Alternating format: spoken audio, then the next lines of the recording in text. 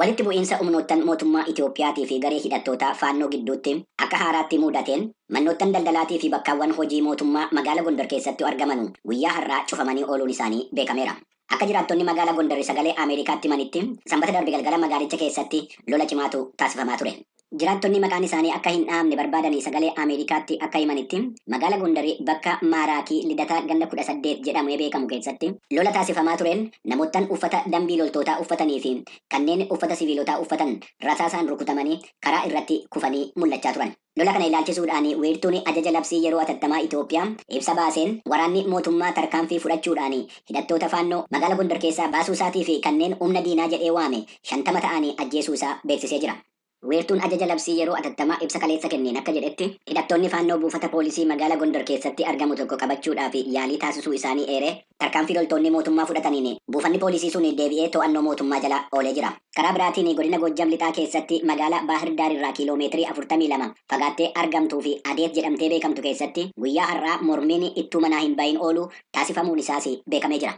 Haaluma nageenya naannoo Amaaraa keessa jiruun walqabateen walga'iin hooggantoota biyyoottan Afrikaa kan waggaa inni waltajjii xaanaa jedhamee beekamuu fi onkoloolessa dhufu magaalaa Baahir Daar keessatti taasifamuudhaaf karoorfamee ture gara eebila bara 2024tti darbuu isaa gabaasni Asteer Misgaanaaw Baahir Daar irraa sagalee Ameerikaatiif ergite ibsee jira. Naannoo Tigraay keessatti jiraattonni aanaa Iroob sababa hongeetiin kan ka'e hanqina midhaan nyaataaf saaxilamuun isaanii ibsameera.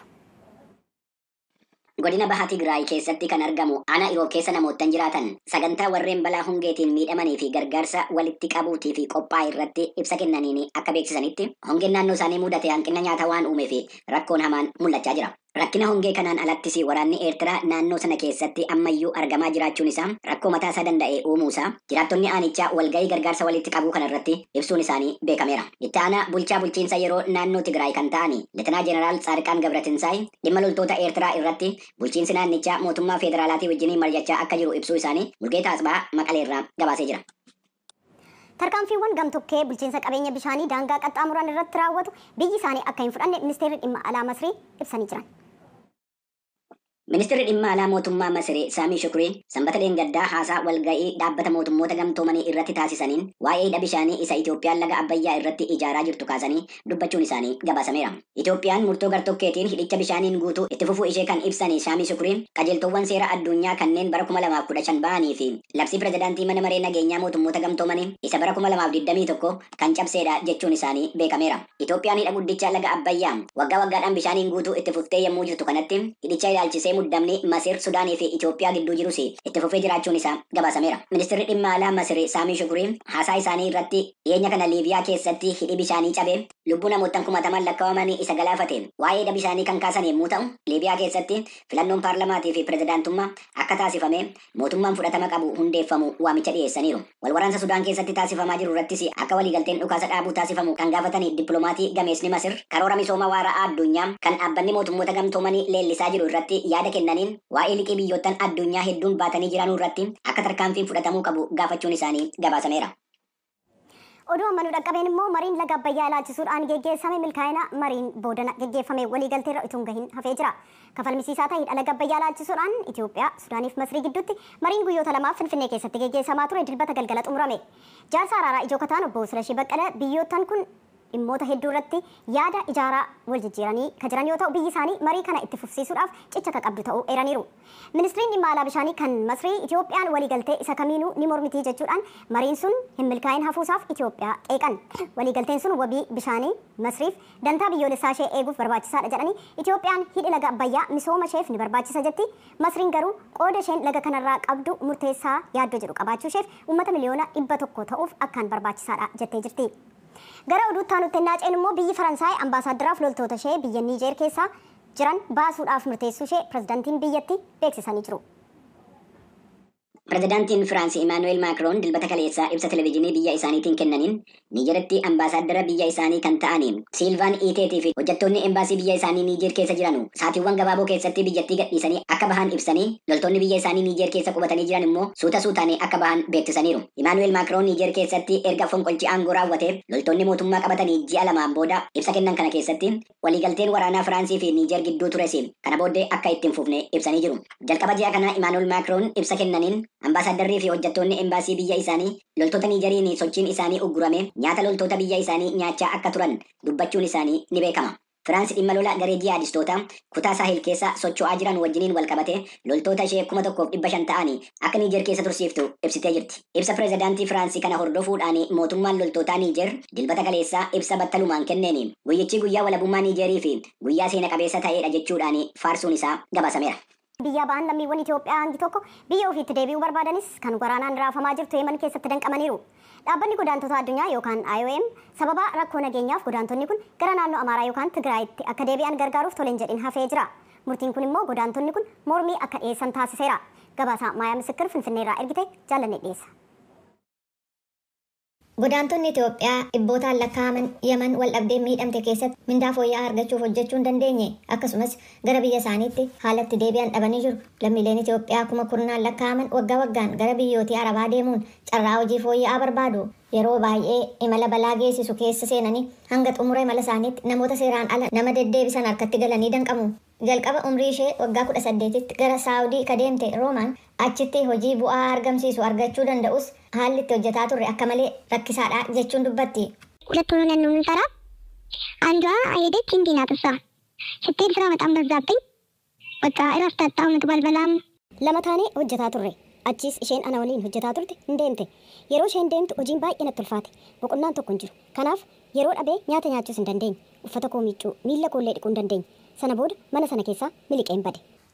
Dhaabbanni godaantota addunyaa yookaan IOM kan godaantota Yemen irraa fedhii isaaniin gara biyya dhaloota isaaniitti deebi'uu barbaadan gaggeessu. Dhiyeenya kana godaantonni dhalattoota bulchiisa naannoo Tigraay fi Amaaraa irraa ta'an sababaa nageenya dhabuu naannolee lamaan keessatti mul'ateen kan ka'e gara biyya isaaniitti deebisuu dhaabee jira. IOM godaantonni gara Itoophiyaatti akka hin deebine dhorkuu hin danda'u, garuu yeroo ammaa gara naannoo Tigraay fi Amaaraatti akka deebi'aniif haala mijeessaan jiru. Godaantonni Itoophiyaa murtee kana mormuun torban darbe Yemen magaalaa Adan keessa ka jiru waajjira IOM fuula duratti kan hiriiran yoo ta'u achumattis lolli ka'ee lubbuun namoota lakkoofsi isaanii hin mirkanoofne darbuun gabaafameera. Durataa garee mirga Amaaraaf falmuu fi waldaa Amaaraa Ameerikaa keessaa ka ta'an obbo Teediroos Tirfee murteen kun gam tokkoon kan mootummaa Itoophiyaa ta'uu fi imaammata loogii ka qabu godaantota dhalata saba Amaaraaf Tigraay qaban adda baasedha jedhu. These Ethiopians can be repatriated back to their country. Lammiileen Itoophiyaa kun gara biyya isaaniitti deebi'anii tajaajila mana jireenyaa fi tajaajila biroo Finfinnee fi kutaalee biyyattii biroo keessatti isaan barbaachisu qabaachuu danda'u. Amaara waan ta'aniif qofa deebi'uu hin qaban kan jedhu dirqiin gara naannoo Amaaraa deemuu hin qaban. Amaarri immoo guutummaa Itoophiyaa keessa jiraata. Waraanni waggootii lamaaf bulchiisa naannoo Tigraay keessatti gaggeeffamaa ture baatii sadaasa bara darbee humnootii Tigraayii fi mootummaa federaalaa gidduutti waliigaltee nagaa erga mallatteeffamee booda xumuramee jira. Bara kanas bulchiisa naannoo heddumina lakkoofsa uummataan sadarkaa lammaffaarra jiruu fi milishaan naannoo faannoo jedhamu keessa maadheffachuunsaa beekame kan Amaaraa keessatti wal dhabdeen biraa eegalameera. Jalqaba baatii hagayya keessa mootummaan Itoophiyaa naannoo Amaaraatti labsii yeroo hatattamaa labsuun lola ifatti gaggeeffame hordofee ture. Yuunivarsiitii Finfinnee keessatti gargaaraa piroofeesaraa akka ta'an Masaay Mulugeetaa akka jedhanitti godaantonni imala nageenya hin qabne akka hin fudhanne gochuuf furmaanni gama diinagdee jiraachuu qabaa jedhu. ሌሎች ምክንያቶችን እንጥቀስ እንጂ አብዛኛው ጉዳይ ግን የኢኮኖሚ ጥያቄ የስራ እድሉ ቢፈጠር ኢኮኖሚው ቢሰፋ Sababoonni biroo namoonni itti biyyaa bahan jiraatanis irra caalaan isaa dhimma diinagdee irraa kan dhufudha. Osoo carraan hojii jiraate, diinagdeen guddaan nama hundaa keessummeessuu danda'u jiraate, godaansi ammallee itti fufuu mala. Garuu karaa ogummaa fi nageenya qabuun hojjetamuu danda'a. Dhimma godaantota Itoophiyaa gara biyyaatti akka hin deebine dhorkaman jedhamee fi haala uumamee jedhame ilaalchisee deebii akka kennuuf raadiyoo sagalee Ameerikaa irraa kan gaafatame waajjirri IOM kan magaalaa Adan keessa jiru deebii barreeffamaan kenneen hooggansa keenya waliin erga mari'annee booda yeroo kanatti gaaffiif deebii nuu dhiyaatu akkan simanne murteessinee jirra. Garuu namoota fedhii isaaniin gara biyyarraa dheessanitti deebisuuf balaliin xayyaaraa taasifamu gaggeeffamaa kan turee fi itti fufee akka jiru godaantota saaxilamoo ta'an haala dhugumaan hamaa ta'e kan Yemen keessatti qabamanii jiran gargaaruuf kutannoo qabnaa jechuudhaan IOM deebii gama imeeliin ergeen beeksisee jira. Gabaasi dhiyeenya kana garee mirga dhala namaaf falmu Human Rights Watchiin bahee akka jedhutti waardiyyoonni yookaan eegdonni daangaa Saawudii godaantotaa fi koolugaltoota Itoophiyaa dhibbaan lakkaa'aman kanneen daangaa Yemeniif Saawudii qaxxaamuruu yaalan baatii bitooteessa bara darbee jechuun 2022 fi waxabajjii bara keessa jirru 2023 gidduutti ajjeesaniiru. Gareen mirgaaf falmu kun akka jedhutti jarreen kana ajjeesuun kun yakka dhala namaa irratti raawwatame ta'uu danda'a jedheera. Mootummaan Itoophiyaa ajjechaa raawwatame jedhame kanarratti qorannoo akka gaggeessu beeksiseera. Mootummaan Saawudii garuu himannaa kana haalee jira. Daawwachiistonni turizimii irratti bobba'anii jiran ammas biyyattiin daawwannaarra waan isheef malu argachuu nageenyaaf bu'uuraalee misoomaa irratti hojjechuu qabdii jechuudhaan ibsaniiru keessumaa gama lixa Oromiyaatti bakkeewwan daawwataniif malam sababa rakkoo nageenyaaf daawwatamaa waan hin jirreef daawwattootarraa galiin argamuu malee hafuu dubbatan yoo ta'u mootummaan nageenya waaressuu akkasumas sadarkaa bu'uuraalee misoomaas ol kaasuu qabaa jedhanii jiran. Naannoo Affaaritti sababa lola Tigraayin rakkoo nageenya uumameen lakkoofsi daawwattootaa gadi bu'u obbo Abduu Ahmad aangawaan biiroo aadaa fi tuurizimii Affaar dubbataniiru.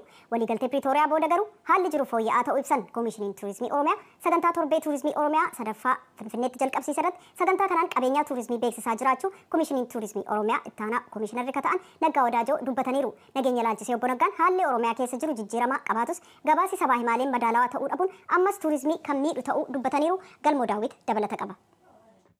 Ashannaa Silashii ogeessa daawwattoota bakka adda addaa daawwachiisuudha. Akka Oromiyaatti olaalte iddoowwan baay'ee sirriitti addunyaa irratti faayidaa guddaa qaban fakkeenyaaf amma akka Daattee Olal karaa Wallaggaa kana keessatti iddoon sun amma for sure iddoo guddaa akka ta'uu danda'u garuu iddoowwan sun nageenyi waan hin jirreef daandiin bareedas waan hin jirreef kominikeeshiniis waan hin jirreef daawwachaa jirama jechuudhaaf wanta dhugaa akkasitti dubbannoo miti. Wanta baay'eetu nuuf keessattuu karaa nageenyaatiin sirriitti hojjechuun nurra jira. Hawwaan isheetu hojii gaggeessituu dhaabbata daawwannaa wanciiti. Qabeenyi tuurizimii irraa qabnu kun qabeenya guddaadha. Kan ammoo mootummaanis amma yeroo kana xiyyeeffannaatti kennee waan irratti hojjechaa jirudha. Wanti hojjetamaa jiru kun immoo gadi ba'ee gurguramuudhaaf nageenyi waara'uun waanuma murteessaa waan ta'eef mootummaan nageenya biyyattii waaressuu irratti sirriitti xiyyeeffatee hojjechuu qaba. Tuurizimiin dhimma daldala waa fidanii gurguruu otoo hin ta'in otoo waayyuun fidin namni dhufu sun doolaara haalatti biyyattiidhaaf kennee deemudha waan ta'eef seektara guddaa qabeenya uummata kana kuni qaburree bu'aatti buusuu dandeenyu waan ta'eef dhimma nageenya irratti sirriitti hojjetamuu qabu jedhee yaada. Dargaggoo Admaasuu Gabayyoo abbaa qabeenyaa fi hojii gaggeessaa dhaabbata daawwii Admaasuuti. በእርግጥ ጸጥታ ሁኔታ አንዳንድ ቦታዎች ላይ ችግር አለ። Akkas jedha Admaasuun dhugaadhaa gama nageenyaan bakka tokko tokko rakkoon ni jira. Ani garuu gama kootii fi dhaabbata kiyyaatiin haala jiru ilaalchisuun gaafa daawwattoonni gaaffii dhiyeessan waliigalteedhaan gara naannolee rakkoo qabu jedhamanii kana geessaa turre jedha.